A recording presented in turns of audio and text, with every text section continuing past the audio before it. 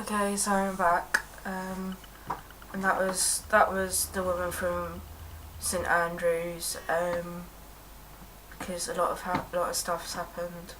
I've changed teams um, for various reasons.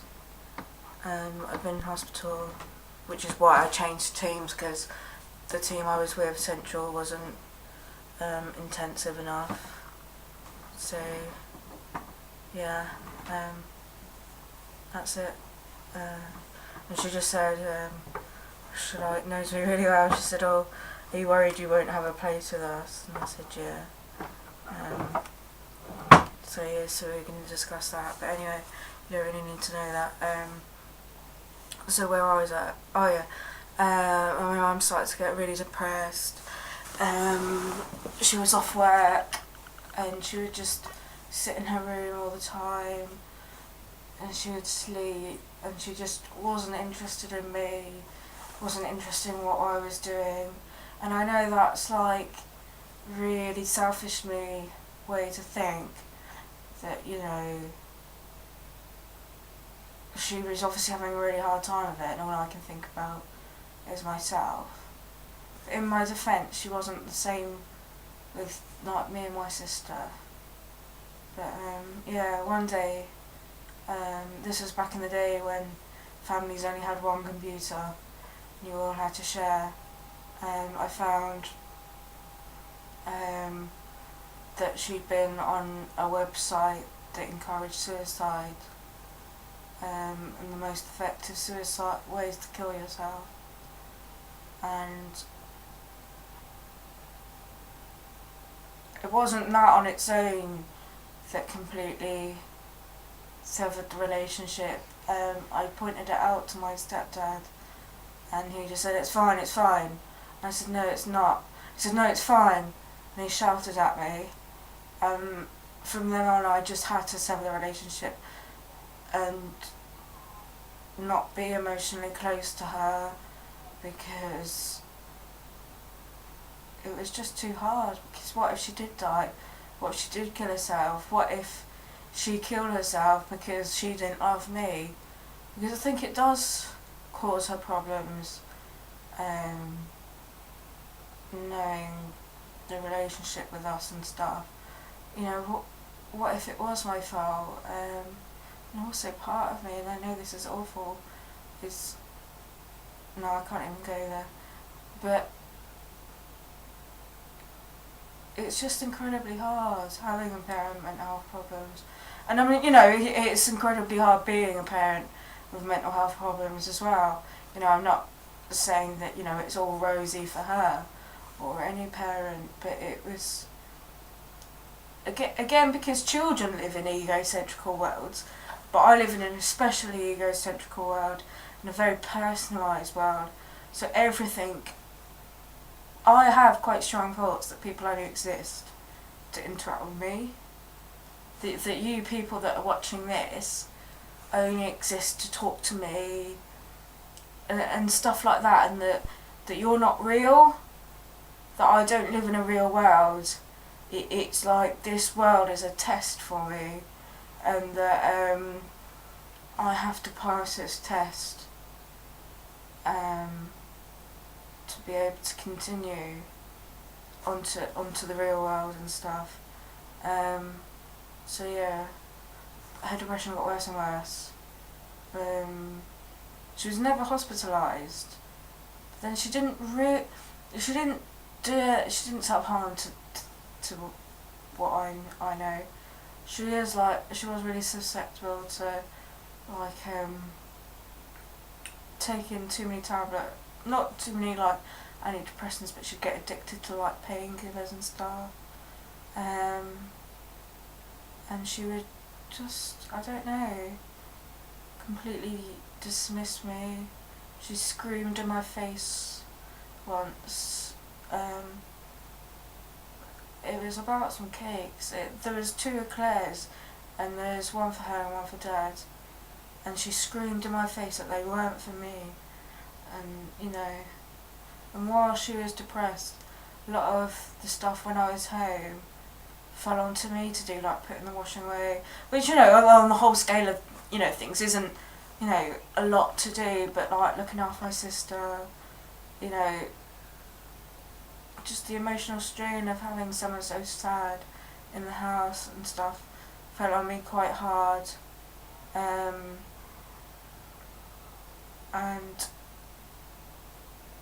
yeah, so I don't know, I felt very resentful, very angry, and I found it really hard to have any empathy for her, because her depression had like gone through, you know, when I was first getting, like, I started working in mental health, and I had endless empathy, endless compassion, endless, you know, excuses for people, you know, or I would do anything for them to help them through their mentalness, but her, I couldn't even raise anything sympathetic. It just made me so angry, and I felt like she'd stolen something from me. But now, like, I don't know if she genuinely doesn't remember, or it's like easier for her to have selective memory, and for my dad and my sister, but, or whether I remember things wrong, because that's 3 of them against me. But like, she'll say, oh, you know, you're just being dramatic, everything was fine, you didn't help that much, and stuff. But yeah, I think I did. And now it makes me, I don't talk to her anyway, but it's hard when we did have a relationship to talk about my mental health, because I always felt like, when I first took my first overdose, and it was about her saying, you know, I need, about me saying to her, I need some care, I need you, and she just looked at me, said things can get a lot worse, you don't know what you're doing, and shut the door on me. You know, so I always think that it's like my mental isn't bad enough for her to care, or, you know, it's not depression, so really it's okay type thing. I've just looked at myself, I'm proper, like, I'm not sitting eloquently, or nicely, so I'm not showing my roles. Anyway, so this is becoming less of like a discussion and more just me thinking about things. And I guess it's like, it makes you think how I will parent, because I had a son, but he died at 3 weeks old, so I didn't really get that much chance to parent him. You know, will I be the same as my mum? Or would I be completely opposite and over the top and damage them that way? You know, being too clingy. I don't know. You know, was my mum a perfect mum and I just an ungrateful brat? I don't know. Is her mental, you know, did I cause her mentalness? And then she caused mine? I don't know. I don't really know the point of this blog, to be honest with you, because it's not actually making me feel better. I guess, yeah, it's just about reaching out, you know, if there were any people out there that have mental parents, to get in touch, or, you know, if you wanted to, or like, I don't know, whether I'm the only one that feels the same way. Just can't be arsed with her mentalness. Yeah. But it was pretty bad, wasn't it, for her to want to kill herself. But she always used to say really age inappropriate things to me, like she would say that she wanted to die and stuff. And when you're a teenager, you think you're older than you are, and that you can deal with that, but it's like what I said before about, you know, like your emotions being all, you know, rewired to deal with the adult world. But obviously, you know, that doesn't happen automatically, and, you know, you're incredibly sensitive. at certain times. Okay, so I'm going to sign off now. I might blog again tomorrow, or I might not. I'm going to the gym now. I need to charge my MP3, and then I will be off to the bin. Oh my god.